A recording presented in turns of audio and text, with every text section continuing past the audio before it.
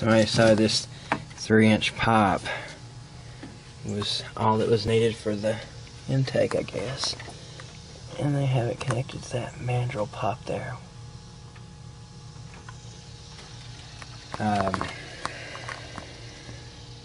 This fan has got a small, tiny radiator in it. Okay, and the radiator, you can see down there, it is awful caked with oil and grease or whatever. If this was my van, I would just scrap all the good stuff out of it and throw the van in the trash, because it's becoming a rust bucket. It's already got a rust through spot in the floor and everything.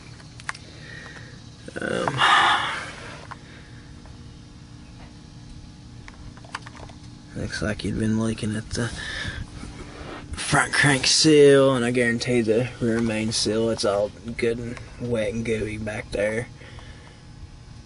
Kind of looks like it wasn't taken very good care of, because I think if I remember seeing on the odometer right, that this fan only has 198,000 miles.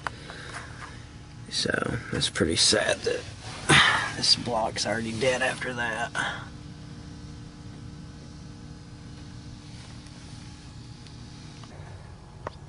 Oh, it's not a 99, it's a 2000. Build date August 2000. I'll try and start it. We'll go get it. So I grabbed one of my batteries out of my camper. It's a good healthy 5 years old. And the battery that's on the other, that's supposed to be on the other side, the cable's cut off and there's no box for it to sit in. So hopefully my good old Taurus right here will be able to get it to start. So here we're going to try and start this thing. It's got 194,000 miles on it.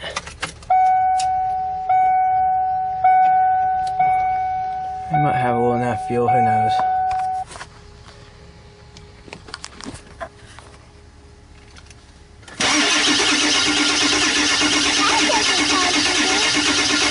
No, that's what stuff's down there.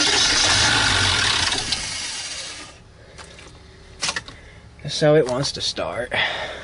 Just give it a second, because that probably made them jumper cables a little warm. Let me check them. Yeah, it's because it's got one.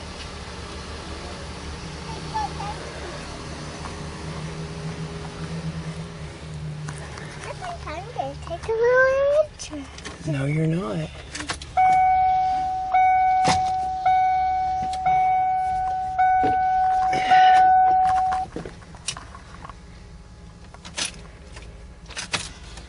I hope the glow plugs work. I ain't even checked any of that stuff, so who knows. Yeah. Okay, come on now. Come on, old Strokey. Come on, old PowerStrokes. Now we need to get the idiot spray out. No.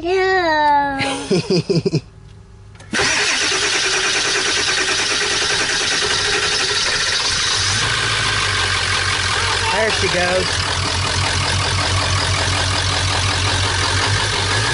Don't put your feet down there, they'll get burned.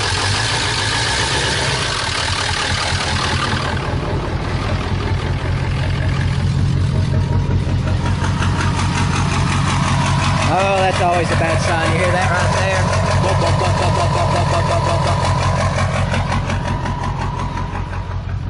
You hear a diesel idling like that, there's definitely something wrong. Let's see what kind of blow-by she's generating.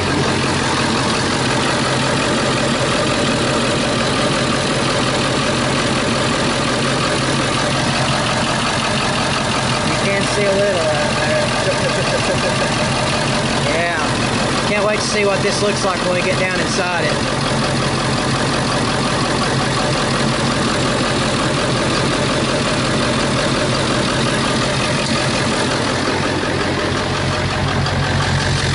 At least we got it to start.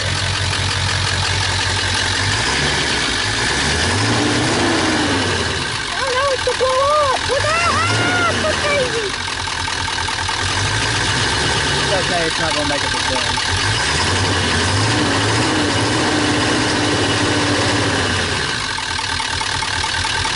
Pour old PowerStroke. Yeah. Your old PowerStroke. See if we can just start it back up. You're a good old PowerStroke. Yeah, it tries, huh? Still have to put it down into gear.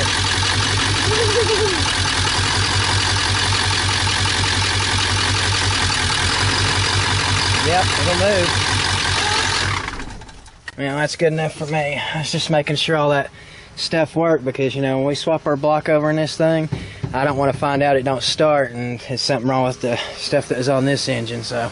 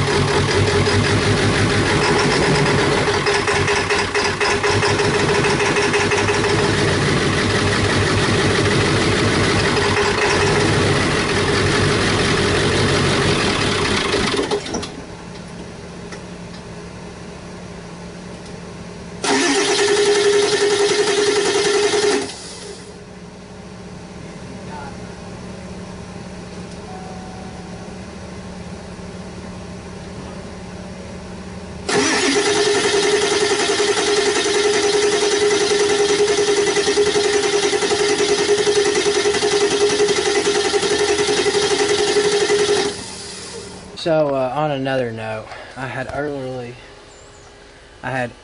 earlier mentioned that this right here was what the owner was using for intakes, and he told me that they rigged this thing up because his EGTs were too high with the air filter on, and he drove this thing from Washington State to Tennessee with this 3-inch hose just sucking up air and debris into his engine without a filter. He told me I had to get home. Well, sometimes that's the way it is, and when it comes to things like that, there's going to be a high price if you have to have it that way. Like I was pointing out earlier, somebody had taken this 3-inch hose and had hooked it up to that 4-inch mandrel pipe that runs back there to the inlet on the turbo.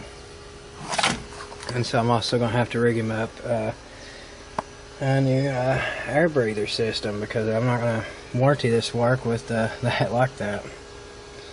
But the JB weld cracks me up because, yeah, guys, I mean, he didn't mix the JB weld up.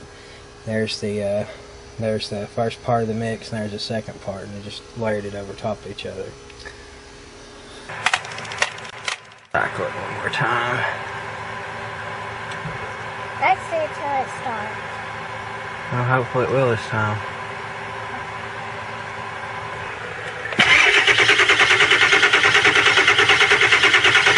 It's shaking big time, ain't it?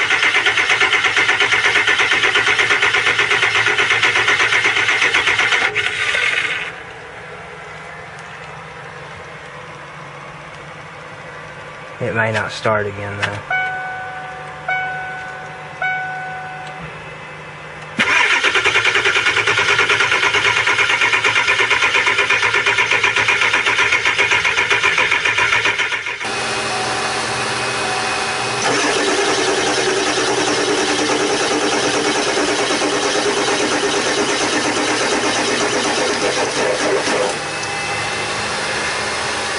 So here, when I dump the water out of this thing, out is pouring a nice little stream of black crude.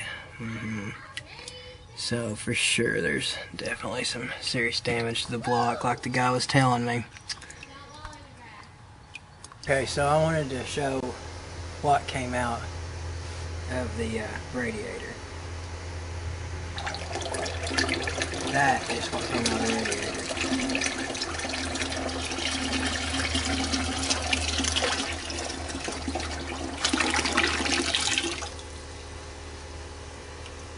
Yuck, a mess.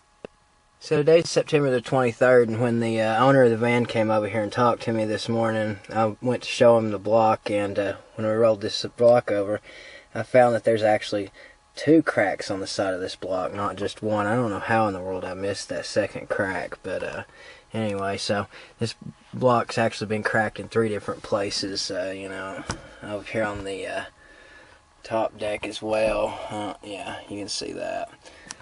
After cleaning up my area a little bit and just looking at this mess, I want to show you what I figured out. That right there is the block cracked from freezing, just like the man told me, on the passenger side. Okay, so I was looking at this block here, and check this out. There's a crack that runs all the way across that piston.